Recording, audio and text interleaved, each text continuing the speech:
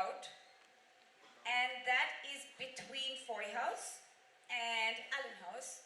And I'm very, very grateful to our judges for this afternoon's debate. And they're all there, right? Mrs. Sharma's there, Mrs. Silas is there, Mrs. DeCosta, and Mrs. Arya. Thank you so much. Right? And I'm going to begin by introducing the topic to you. And I'm going to explain it to you, right? So that the class 7s and 8s understand too. So we're talking about longevity, which is increasing human life. So the topic says that increasing human life is bad for human welfare, detrimental to human welfare. That's the topic. And we have two sides. And I'm going to ask the Prime Minister of side proposition, that is Antara Gupta, to please come and present her views. Thank you.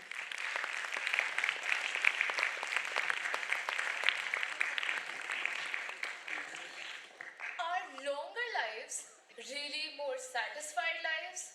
Good afternoon to the House at large. Today, I, Antara Gupta, as the Prime Minister of the proposition, would like to acquaint you with the knowledge that I have about this topic. Ishan Arora, as the Deputy Prime Minister, will talk about the downfall in the economy and how longevity is likely to do to the environment. And then, Krish Verma, as the Chief Whip, will further elaborate on the substantial knowledge that we will provide you with. Ladies and gentlemen, first, I would like to stress upon the two key words, which are longevity and human welfare. Longevity means a long duration of an individual's life. On the other hand, human welfare means the benefit of mankind, not just the benefit of one, but the benefit of everybody. So now we know that due to this, there will be overpopulation, which will thus lead to the ill effects of pollution that will accumulate waste and unnatural resources to the environment, which is very, very harmful for the environment. The quality of life also keeps on decreasing as one ages. In this generation, most of the elderly in India are neglected by their families, while 1/3 of them are subjected to physical or verbal violence even as they struggle to keep up with the changing social environment and challenges pertaining to their health and financial well-being. Understanding health as a human right creates a legal obligation on states to ensure access to timely, acceptable and affordable health care, to providing citizens facilities such as safe and potable water, sanitation, food, housing, health-related information, and education. With the earth already bearing the burden of overpopulation, the gap between those who have and those who do not will increase. This will lead to more such conflicts. Ladies and gentlemen, by increasing longevity, people become more and more ambitious, leading to more selfishness, violence, and greed in this world. Nowadays, there are more I want and less I give in this world. I also think that we should not go against God's plan and disturb the natural processes of life by using artificial means that will be detrimental to human welfare. I am not saying that I want the death of people, but all I am trying to say here is that it is going to be a burden for the human welfare, which I have already proven by stating the few points. We all know that due to this, whenever we have tried to interfere with nature, it will worsen the environment. So we need to work on what we have. Thank you.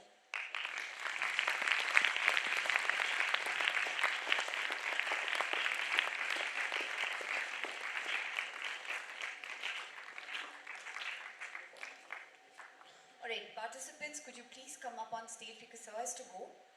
And sir needs to take a picture. Very quickly, please. So where are they going to stand? Sit, alright. So while the photos being taken, you can think about the topic. Do you want your lives to increase? And those two at the back over there, stop talking and think. You too.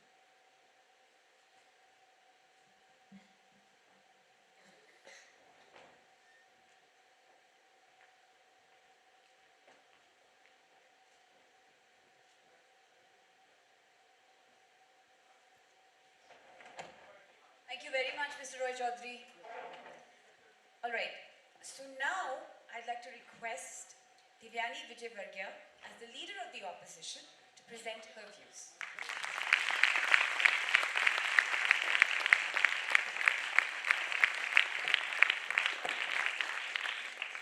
With the permission of the chairperson, I would like to begin. Life is a span that is already created, but longevity is the optimistic element that adds to that creativity. Good afternoon, ladies and gentlemen. First and foremost, I would like to make it clear that longevity means the ability to last for a long time. The side proposition today has perceived longevity to be in the humanist perspective only, but the opposition would like to state that longevity is the ability to last for a long time. It could be of anything. Let me also start by challenging one of their definitions, which is human welfare. Well, it is the allocation of resources to fit the well-being of humans, and detrimental, as we've already been told, is something that tends to cause harm. I, as the leader of opposition today, will be talking about human welfare and why improving longevity is important to the environment and global citizens. The deputy leader of opposition will talk about improving the longevity of human life, and the chief whip will be talking about the longevity of resources and means of production and how longevity affects the population. Well, if a high standard of living is to be maintained, a healthy environment must be balanced. Human welfare is that component without which humanity and the world cease to exist. Human welfare is an essential part of governance and must always be of primary importance. I will now prove to you why improving the longevity of the earth is necessary and the need of the hour for human welfare. Well, the Earth's climate has changed throughout history. Just in the last 800,000 years, there have been 8 cycles of ice ages and warmer periods. The current warming trend, however, ladies and gentlemen, is different because this is because of the result of human activities since the mid-1800s, and it is undeniable that human activities have produced the atmospheric gases that have trapped more of sun's energy into the atmosphere, which has warmed the atmosphere. Evidence reveals and researchers reveal that the current warming is occurring at least 10 times faster than the average rate of warming, and carbon dioxide produced by human activities is increasing about 42 times faster, ladies and gentlemen, 42 times faster.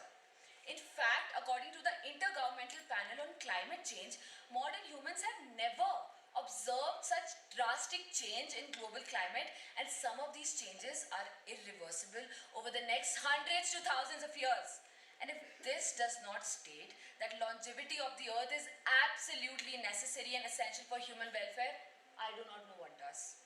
People are now moving towards sustainable methods of life, like using renewable sources of energy, reducing the consumption of plastic goods, conserving and protecting water resources, and increasing recycling. Why? Because they want to improve the longevity of the earth and along with it human life. When ecosystems are collapsing, cities are drowning, glaciers are melting, and sea levels are rising, and the earth continues to witness one heat wave after the other, how does side proposition stand here and say that improving longevity is detrimental to human welfare? Thank you.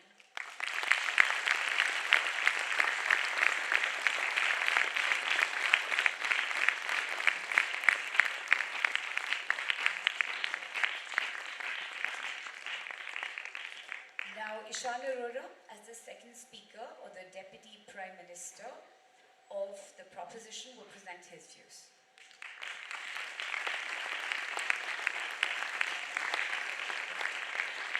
Good afternoon to the House at large. I, Ishan Arora, as Deputy Prime Minister of Side Proposition, would like to consolidate my team's stand by providing various examples and valid arguments to prove that improving longevity is detrimental to human welfare. Did you know that there are now a total of 41,415 species, and out of which 16,306 are endangered species threatened with extinction? There are 5.25 million pieces of plastic debris in the ocean. There are 16 ongoing conflicts in the world currently.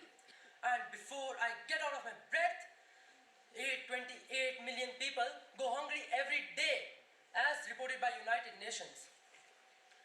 Do you really think that we need longevity for human welfare or viable solutions for better tomorrow? Human longevity has been a topic of debate all over the world. But are longer lives more satisfied lives? No. We are just focusing on improving quantity of life. But what about quality of life? Quality of human beings and their emotions? Despite an increase in the months of life, human satisfaction has declined in most countries of the world. A survey conducted to check human satisfaction in East Germany states a decline between 1985 and 2011 due to substantial loss of life satisfaction in old age. Longevity has raised various challenges to the welfare state regarding sustainability, allocation of resources, overpopulation, and crimes. There is a substantial increase in crime rates because there are so many mouths to feed, but we don't have enough resources, which leads them to committing illegal methods like robbery, kidnapping, pickpocketing, etc. to fulfill their desires. Thus, longevity leads to overpopulation. Overpopulation leads to difficulty in the distribution of resources, and due to this, there is a feeling of jealousy and hatred, and people commit crime. Albert Einstein said, "I have no special talent. I am just passionately curious." He was talking about creativity, the most powerful seed which leads to human welfare. With people living longer, there is bound to be no creativity, just a glut of few ideas, old ideas. The old order changed, giving place to new. This is how nature works. In our school, we have a mix of old and new teachers, and this is the reason why we still continue to progress. However, all those who come have to go. Not today, but tomorrow. It is the non-stop cycle of life. If we try to improve longevity, then we need more jobs, more care for elderly, more justice for women and children, and the most important, resources, which are limited. It becomes a burden on our resources to fulfill the desires of people. And if those desires are not fulfilled, then they are not happy and not satisfied. So, therefore, I think instead of improving longevity, we should focus on human welfare. As longevity, despite being helpful, it is harmful. Thank you.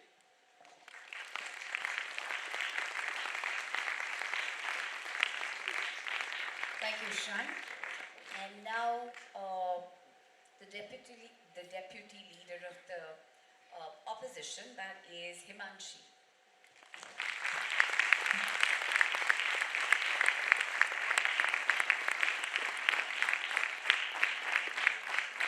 With the permission of the chair, I would like to start. Some of you are new, so if you have to write down something, you write it down and pass it on to the person, alright? So write on a piece of paper, whatever views or points. Sorry, Himanshi, please do continue. Good afternoon to the August gathering. I, as the second speaker of side opposition, will be talking about the advantages of increasing human longevity. I would like to start my case by drawing a comparison between longevity and aging.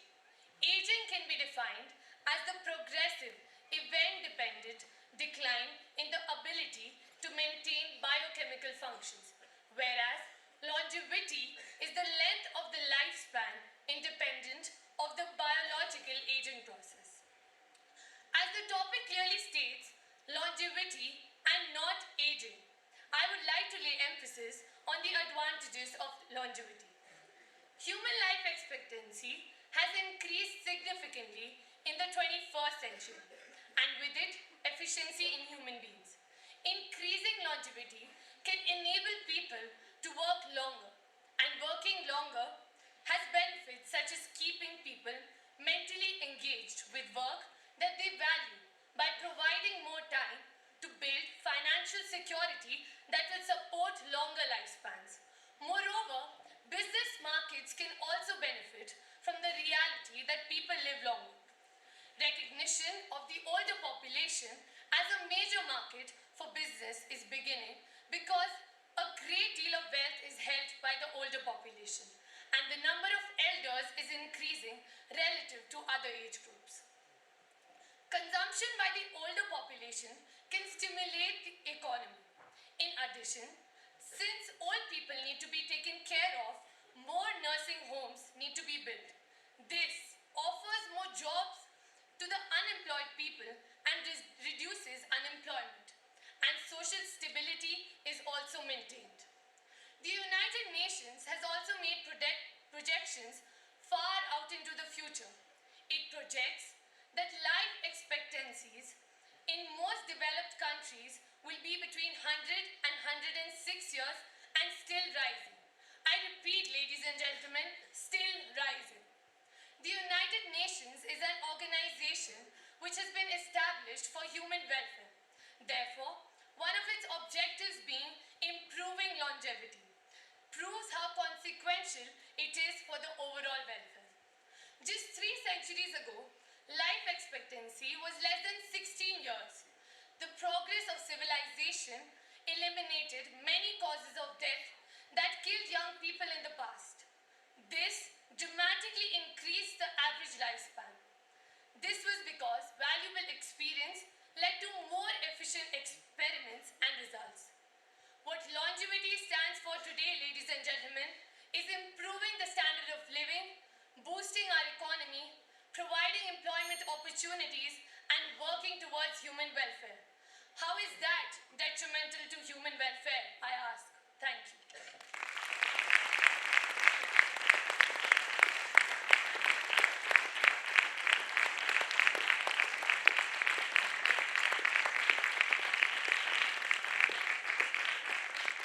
And now, Krish Verma, as the Chief Whip for the proposition, will present his views.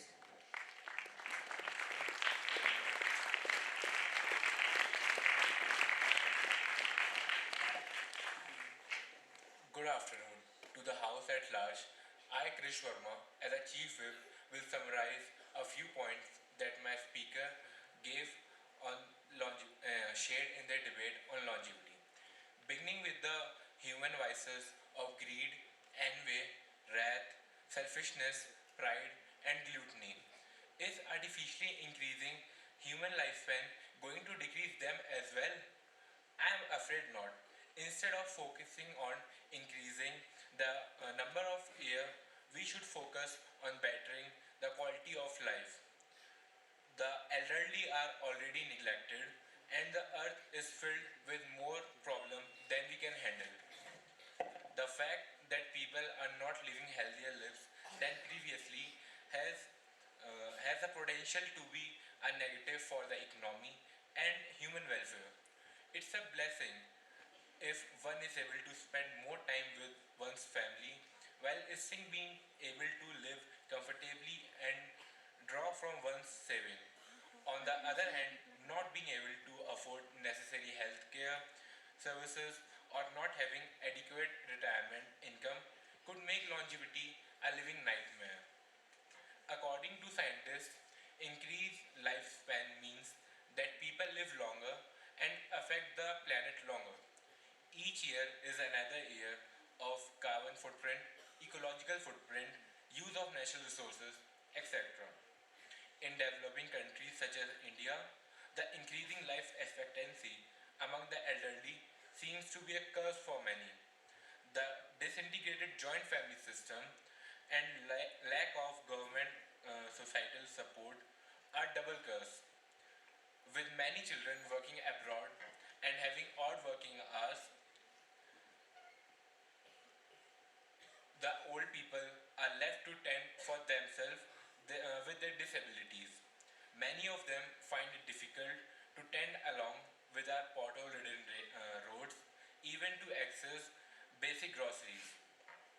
An aging population and slower labor force work affect economies in many ways. The growth of GDP slows.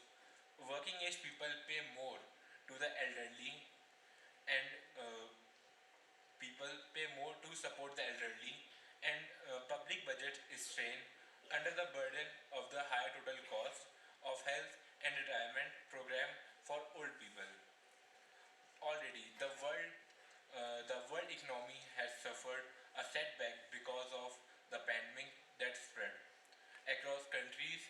High life expectancies is associated with high income per capita, but do improvement in life expectancy and increase in per capita income? I am afraid not.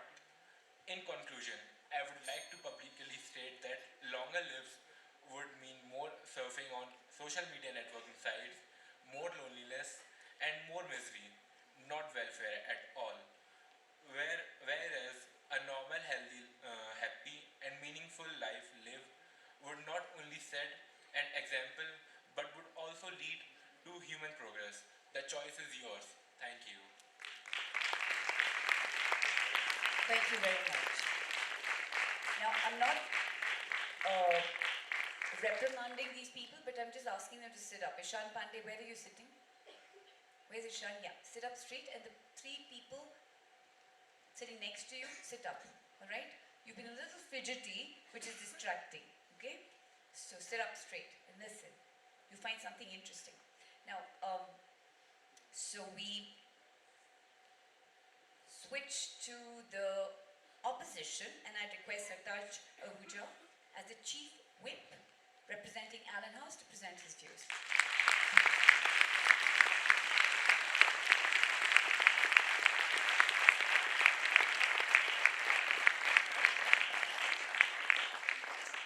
With the permission of the chairperson, I'd like to begin.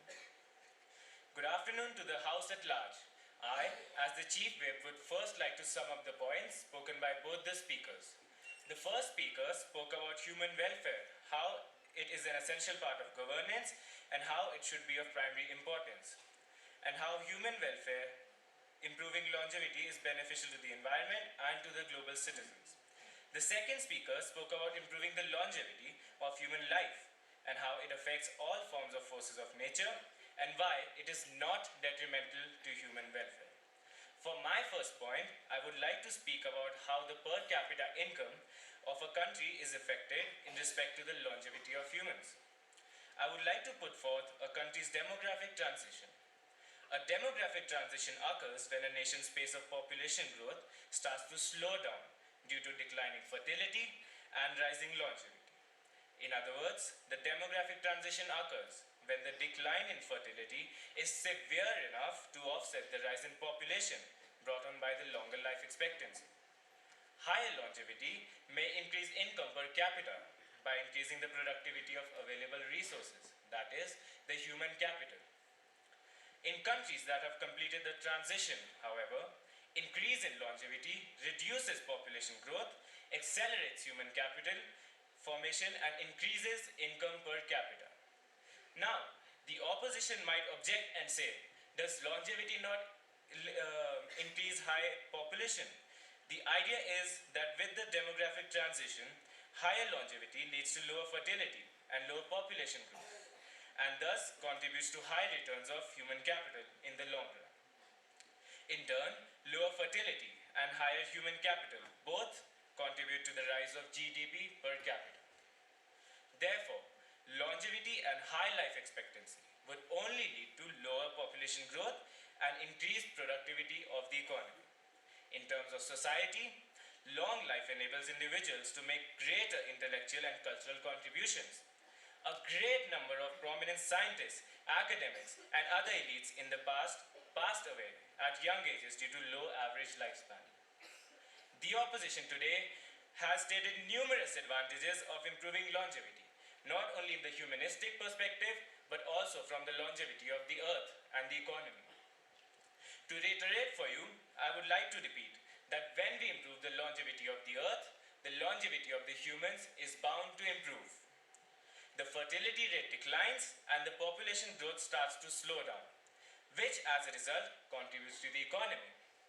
And none of the things stated here were detrimental to human welfare in any way. Thank you.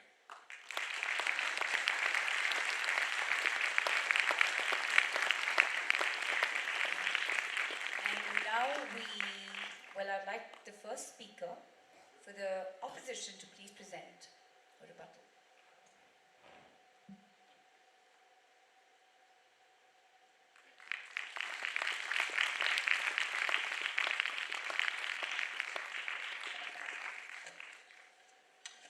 afternoon, ladies and gentlemen, once again. First and foremost, the first speaker of side proposition spoke about having a satisfying life. Well, I have a question for you. Do you have a satisfying life? Does side proposition or opposition for that matter have a satisfying life? A life where every day we are concerned about what pandemic could strike us next, about what disease could occur next, about what species could be endangered next, or when life would stop existing. Well, that is not a satisfying life, ladies and gentlemen.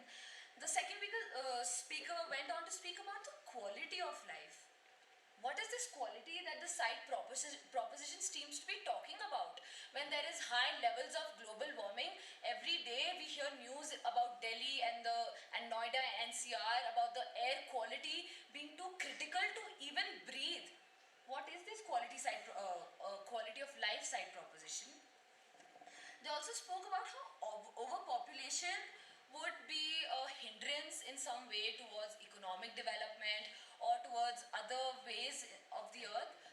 But the third speaker of side opposition clearly stated the demographic transition and how the fertility rates would decline and longevity would increase. Longevity has nothing to do with greed. Side proposition today is confusing and misunderstanding the crimes that already exist today with longevity. If we improve longevity or if we don't improve longevity, these crimes are bound to exist, ladies and gentlemen. And how does side proposition go on and on to say that robbery and pickpocketing and the economic burden will rise? Is side proposition living in a bubble today? Because they talk about quality and satisfying life where none of those actually exist, and what side opposition talks about today is improving the very quality of life, the satisfying perspective of life, and how the crimes that already exist today should not be misunderstood with the concept and improving longevity. Thank you very much. Signing off, Leader of Opposition, proud to oppose.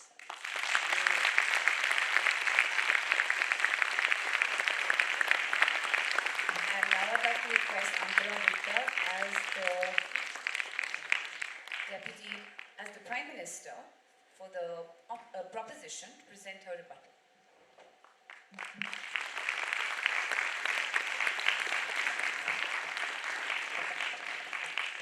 Good afternoon to the House once again. As the leader of the opposition said that she talked about the gases and carbon dioxide being like emitted into the world more. So don't you think that all of this is causing global warming, which is so harmful for the environment? And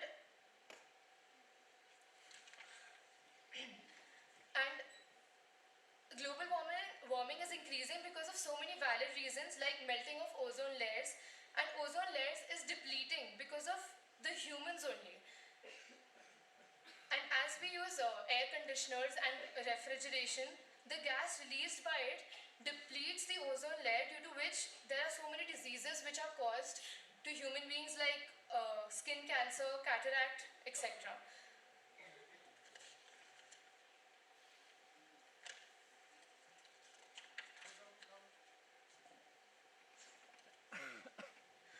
And as the second speaker, I think, mentioned that the doctors about them. So I think that even if suppose an elder is, for example, if somebody is suffering from cancer or any serious disease, and the doctor is trying to give that person medicines, and when that person itself feels that there is no hope for them to live and is already so dissatisfied, so what is the point of just stretching their lifespan and even if they're not satisfied with their lives? Thank you. Thank you very much, Ankara. I request Foy and Allen to please allow the other two houses to take their places here. Now, rebuttal, somehow we always fear rebuttal and questions, but don't fear them, right? it's good to see that there are many people who'd like to come. Even the second group, we have so many new faces over here. That's really wonderful, and old ones as well. So we begin with the second bout, and a very interesting topic again, between Pal and Condon. The government must pay housewives and house husbands for their work. Pretty interesting. So, I would like to request Amritesh Singh as the Prime Minister for the proposition to present his views, please.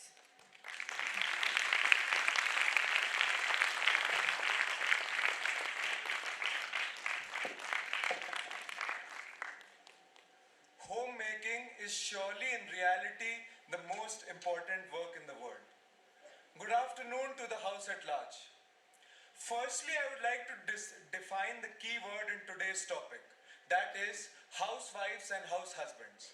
A housewife or a house husband is a person whose main occupation is to look after their family and manage household work while the partner goes out to work and earn money.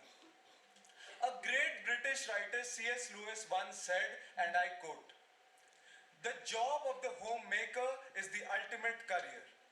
All other careers have one purpose only, and that is to support this ultimate career."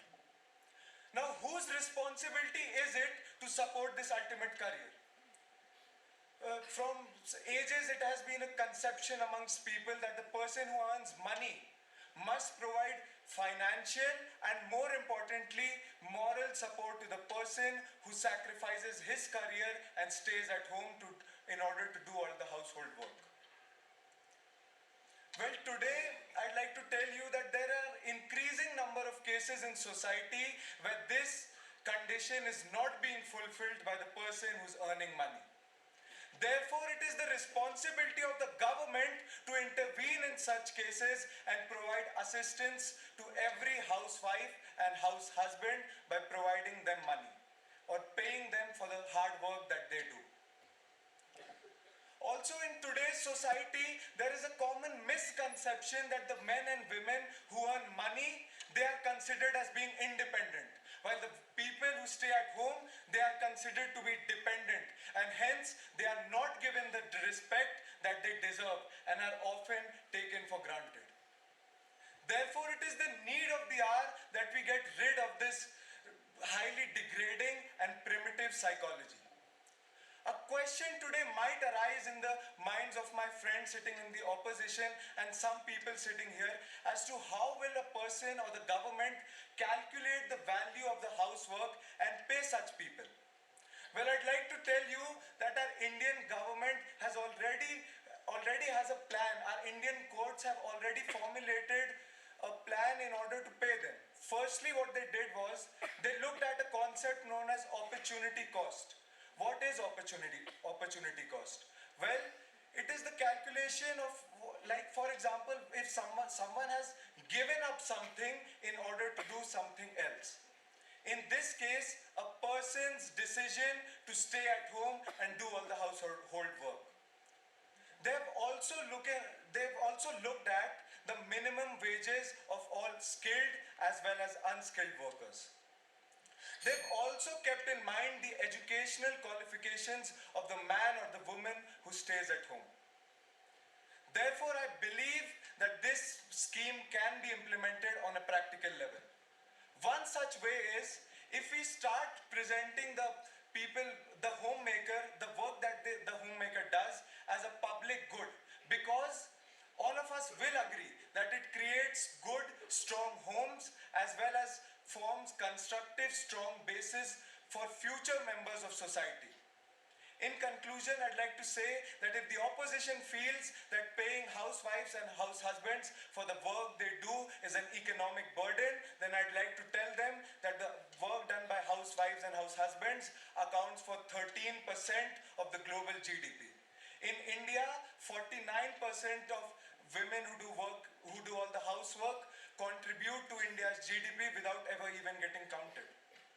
And most importantly, they look after the people who are, due to their efforts, they're able to contribute to the economy and work out outside. Thank you very much.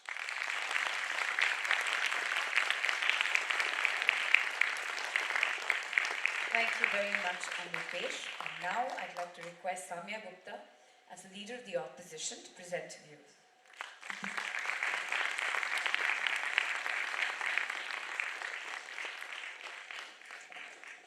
With the permission of the chair. Firstly, I would like to start by redefining homemakers. Housewife or house husbands, also known as homemakers, I repeat, homemakers, meaning a person who manages the house, not only cleaning the house and making food, but also taking care of the children and the loved ones. They do this work out of love and care, which the side proposition has clearly failed to understand today. Good afternoon to the August gathering. I, being the leader of opposition, will be outlining my team's case first. I, as the first speaker, will be speaking about why the government shouldn't be paying the housewives and the house husbands, how the government is not obligated to pay the housewives and house husbands. The deputy leader will be speaking about family affection and how they are not providing these services to the public sector, and the chief whip will be elaborating on the economic aspect of it and will be consolidating the team's stance. Firstly, let me start by stating that no case was outlined by the Prime Minister of the side proposition, because there is no case to be outlined and there is no case to be made. The government should not pay the housewives and house husbands, firstly because they're not providing any services directly to the public sector or in the public interest. And when, as stated by the Prime Minister of side proposition, when their family members are supporting them already, why is there the need that the government should support the housewives and the house husbands? This support should be given to those housewives and homemakers and house husbands by their family members, and not in the ways of remuneration or wages. It should be given to them by love and respect. And that is what the side proposition has failed to understand today. When and if the government starts paying the house husbands and housewives, what's the need to go out and work?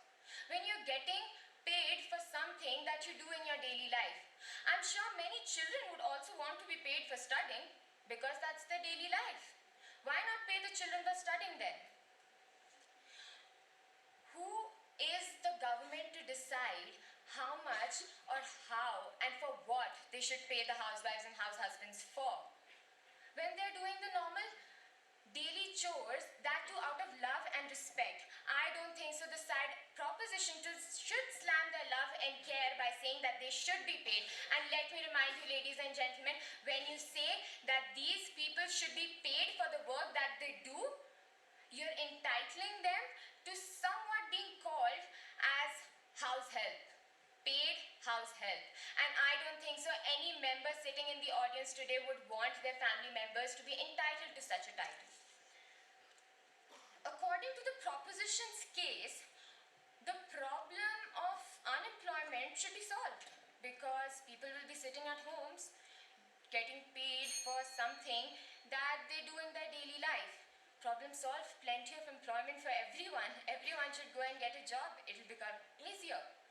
So I, today being the leader of opposition, would like to ask the proposition to pop their pink bubble of fairies and fantasies and start being real and practical. Thank you.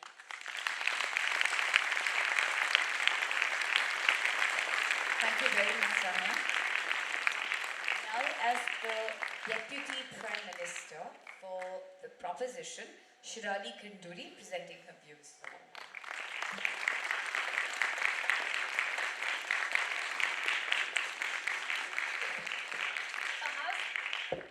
A housewife or a house husband deserve to be honored as much as a woman or a man who earns their living in the marketplace.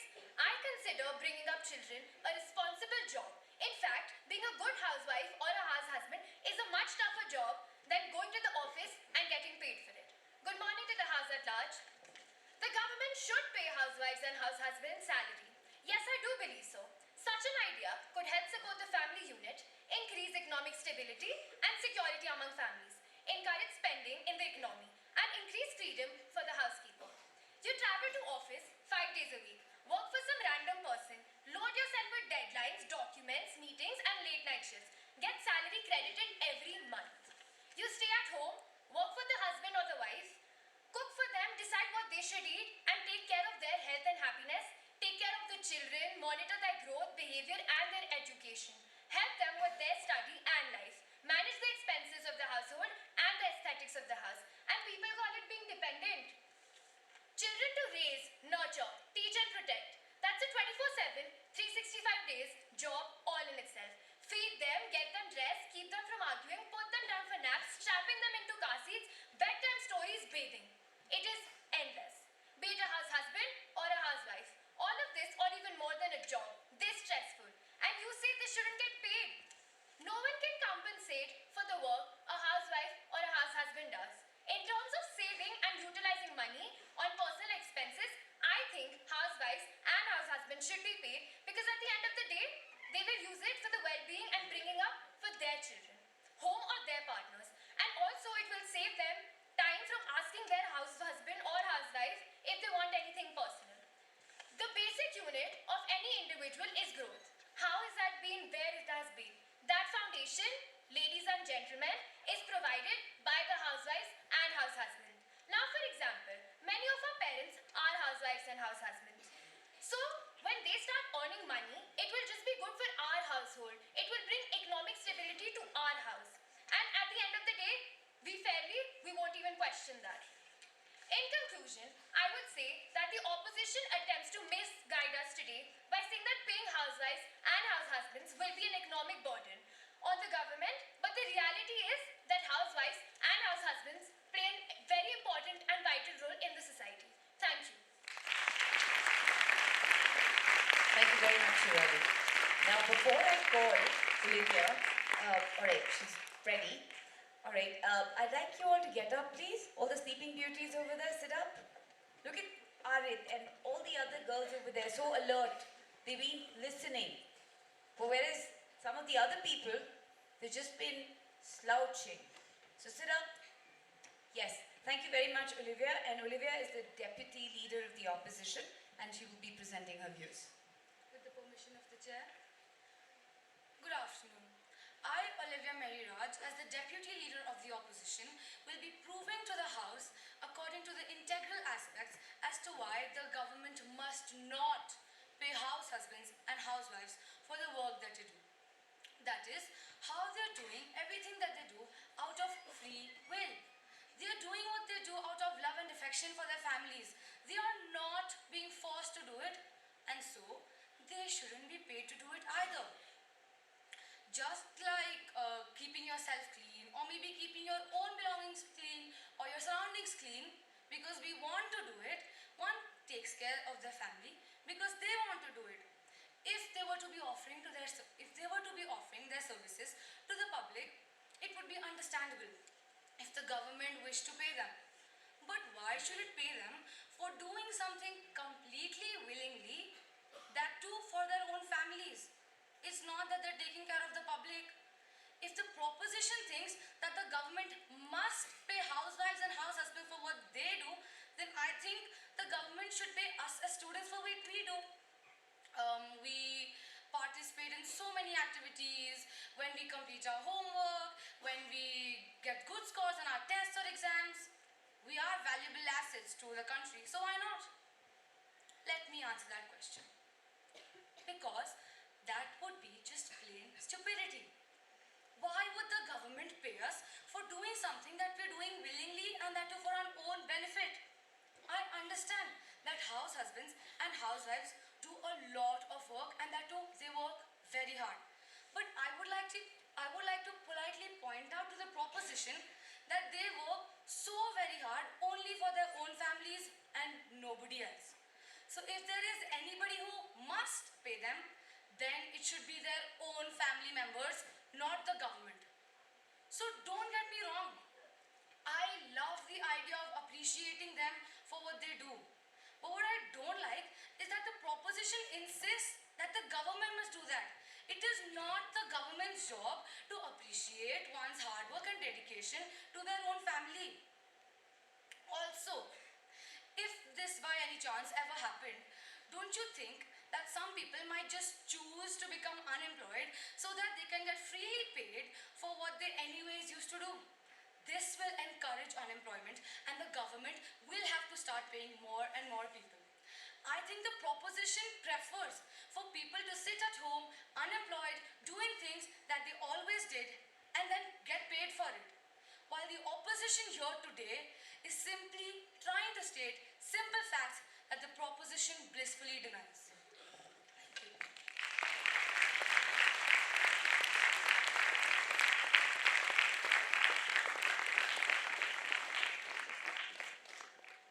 And now we're ready for the Chief Whips, and I request Sohani Panda to please present her views.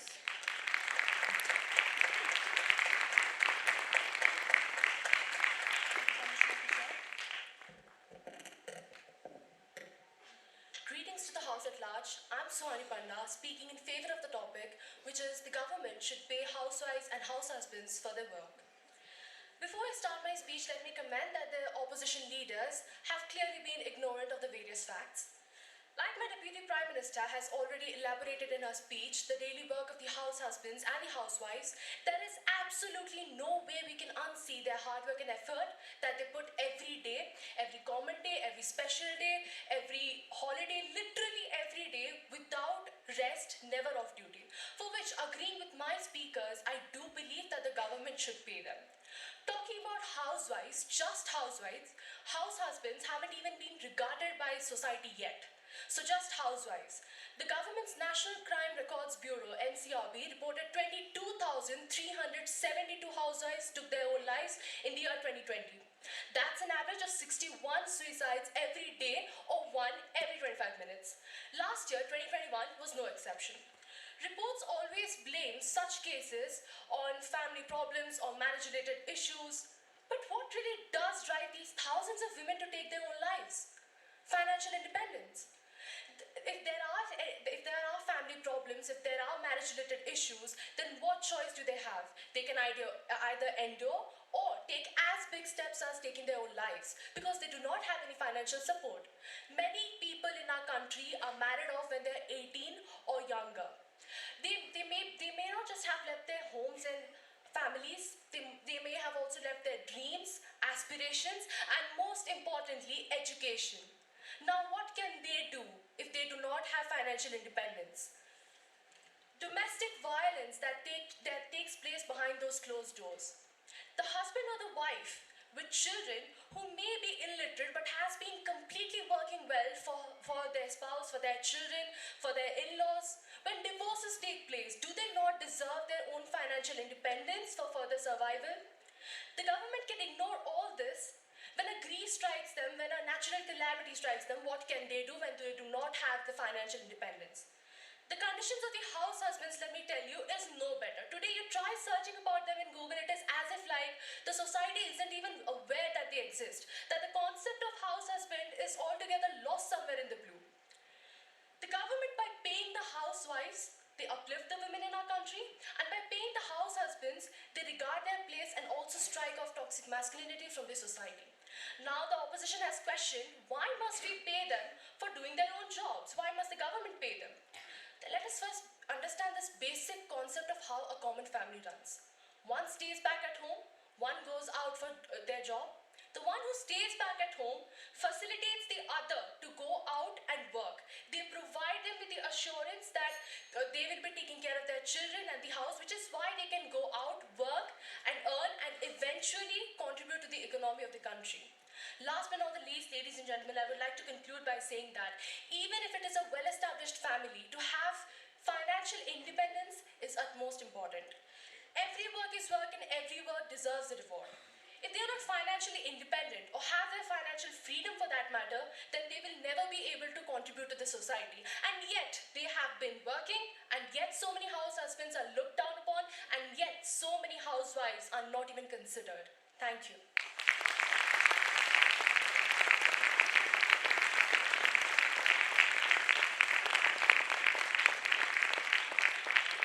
Thank you very much, Sohani. And now Joshua Quintal as the Chief Whip for the opposition will present his views. With the permission of the chairperson, I would like to start. Good afternoon. afternoon to the House at large. I, Joshua, the Chief Whip of Side Opposition, will be considerating my topic and talking about the economic aspects of the topic today. Now, I would like to start by saying the Prime Minister of Side Proposition failed to even define the topic. The opposition feels that it is their burden to explain it to the proposition. A housewife or house husband, also known as a homemaker, meaning a person who manages the work of the house, not only the cooking and cleaning, but also taking care of their loved ones. This they do because of love and affection. Now, the opposition said that the Prime Minister of the side opposition said that they look down on people. So are you telling me that if one of your family members were working as a homemaker, would you look down upon them? Y'all even went on about saying how we don't respect them. I'm pretty sure that today's topic is why the government should pay the housemakers, not why they deserve respect. The first speaker told us about why we should not pay them and how the government are not obligated to. The government should not pay the homemakers because they don't only cook the food or clean the house, but also take care of the loved ones. I repeat. The main reason people become homemakers are because of children. Now, which person would be paid for taking care of their own child that they themselves decide to have? No matter what you say, that maybe they work hard and never really get any breaks, at the end of the day, it was their decision. They knew what they were getting into when they got married or when they had children. Plus, the government are not obligated to pay them.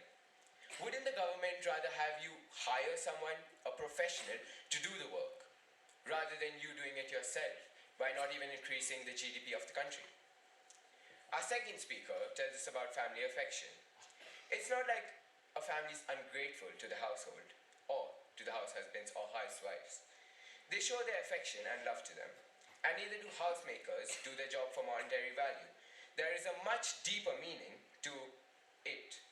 There's love and affection involved. They get up each day and cook the food and clean the house and make everything look spick and span. It's because of the love involved. They know that what they are doing is not going in vain. Homemakers are not providing any services to the public sector. If a person's output is not considered as goods or services that generates revenue, how can you consider it a job? Don't blame me. History and world economics say so. People will obviously want to be unemployed and stay at home if they are being paid to do daily chores, because it's a win-win situation for them. But for the government, it will obviously be a loss. And even after all of this, if the side proposition thinks that homemakers should be paid, I think that they're living in a paradise. Thank you. Proud to oppose. Thank you, Joshua. Now, before I ask Amritesh to present his rebuttal, I'd request Anurag to go and request the friendly goes to the back to cease all activity, because there's a lot of stomping. You cannot hear it, but we can. And I'm sure the debaters can as well. So we're just requesting them to stop that. Some friendly goes to the back, right? All right. So, Amritesh, please present your rebuttal now. Thank you.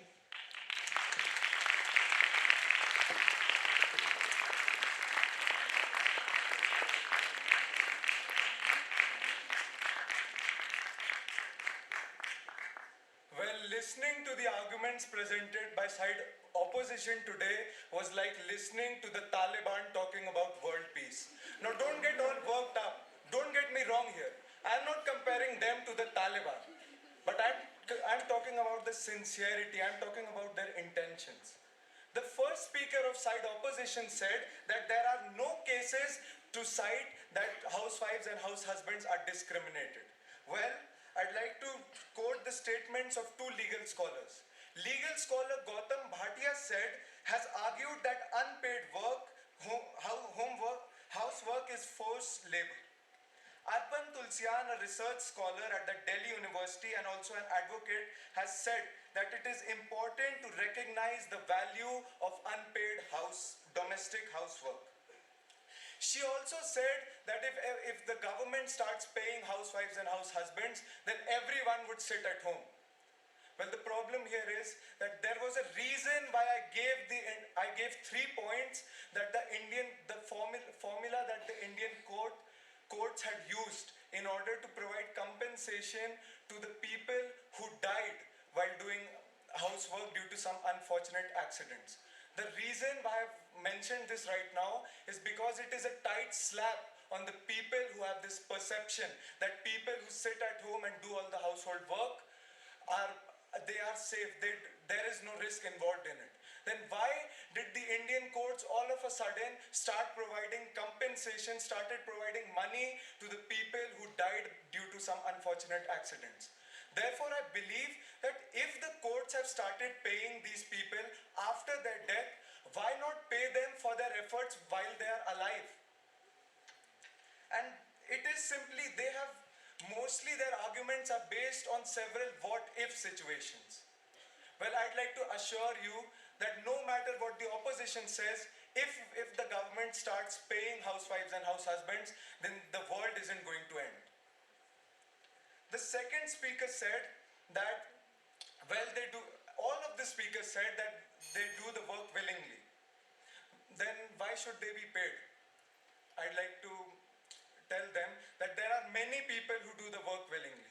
There are people when they go out for interviews, when they go to get some job, they don't do it against their will. They do it by their will. So why are they paid money then? According to their logic, even the teachers or the staff or the people who are sitting at high positions in society, even they shouldn't be paid any money. And she said that the government should start paying students if they are going to pay housewives and house husbands. Well, I'd like to tell her the difference between the two situations. Housewives and house husbands should be paid because they aren't doing the work for themselves. They are doing that work for several family members.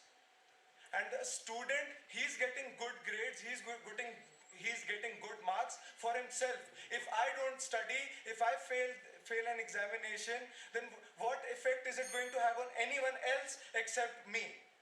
And the third speaker, before I cite what the third speaker said, I'd like to say that only an overconfident, uninformed, ultra-crepidarian, academic charlatan would have the audacity to say that women or men do not increase the GDP of the country.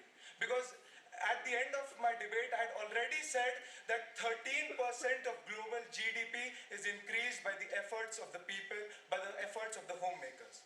49% of women in India contribute to the country's GDP without even being counted. He said that he would talk about the economic aspect, but instead of talking about the economic aspect, all he did was he talked about the Prime Minister of Side Proposition. So I'll do his work for him. I'll talk about the economic aspect. If the government has the money to spend on various advertisements, according to a response to an RTI filed by someone, the government said that it wastes, the government of India said that it wastes almost... Ritesh, I think you overshot the time, right? Just one more. Yes, quickly, very quickly. The government of India said that it wastes rupees 20,000 crores every year. Therefore, in conclusion, I would like to say that what the opposition has said, those are simply opinions which I do respect and everyone here should respect. But to the policy makers, those opinions do not have any substance. Those opinions aren't backed by good facts that strengthen them. Therefore, to the policy makers and the lawmakers of our country, those opinions are like a broken calculator. They do not count to them. Thank you very much. Thank you very much.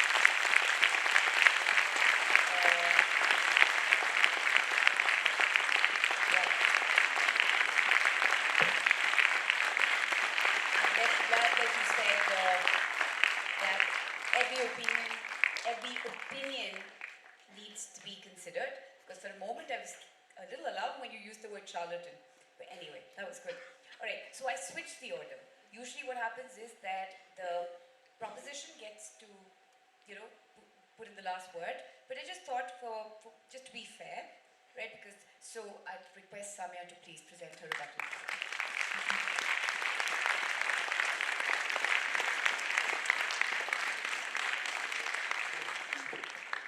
Good afternoon to the August gathering again. I agree. I agree to the logic, if there was any, presented by the side proposition because I think the speakers did not sum up their debate well, that their Prime Minister had to sum up the entire debate in the reply speech and went completely off topic. Now let me start by stating where the proposition went wrong. The first speaker said that the housewives and the house husbands do contribute to the GDP of India, and the third speaker contradicted him by saying that until and unless they're supported financially, they cannot support or contribute to the GDP of India.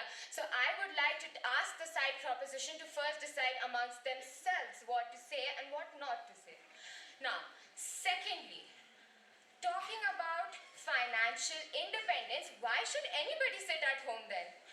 You can always take the help of paid maids or house help if you want to be financially independent.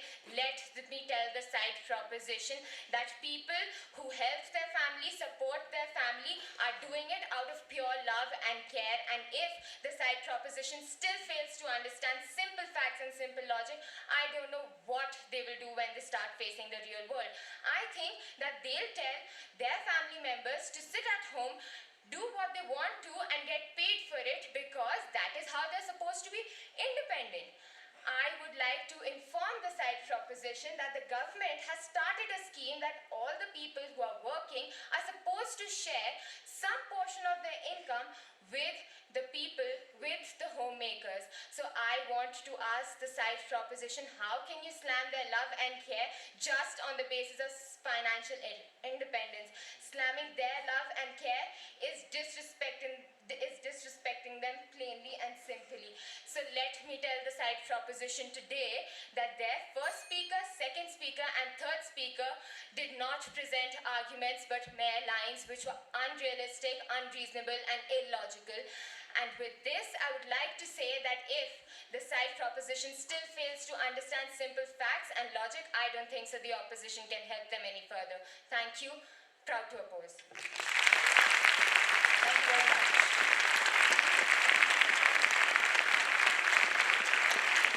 And we certainly had a lot of adjectives flying there. It was good. And it was fiery, feisty, heated, and it got your attention. So that was good too, right? But that is exactly what happens in an inter-school debate as well. But of course, no name calling and not targeting people but the argument. But it was nice to see that they'd understood the topic and were listening carefully, right? So today we don't have a lot of time, and I think we have a lot to say.